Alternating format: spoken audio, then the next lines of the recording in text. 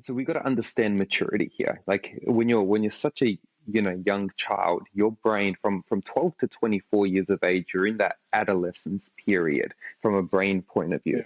And your brain's going through so many changes. One of those changes is a very social, like leaving the parents' nest and trying to develop yourself or kind of work towards your own social standing within a community.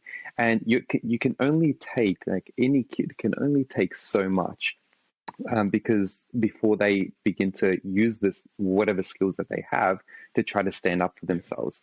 And for many people, that's required before bullying stops. Someone to just jump out and say, "Nah, enough of this." The skill is, how do you learn? Like, because aggression is, everyone thinks about aggression as a negative thing. Well, I wouldn't say everyone. I actually look at aggression, or controlled aggression, as a really positive element of assertiveness, of being able to assert yourself and be able to build yourself up. And you look at that from an animal kingdom point of view, it's really, really important to develop your own standing in the hierarchy of those around you. And if somebody can look at you and say, "Hey, this guy's not to be messed with," then your social standing begins to be recognized as, "Hey, this is a person that we can rely on because he's strong."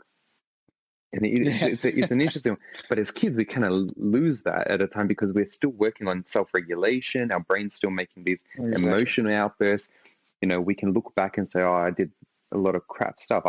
For me, when I look back, when I was a kid in primary school, in high school, I got into so many fights. My whole standing was about, who can I beat up and how can I be known as a guy not to be messed with. And that was as much about insecurity as anything else. And it's only later that you start to understand that.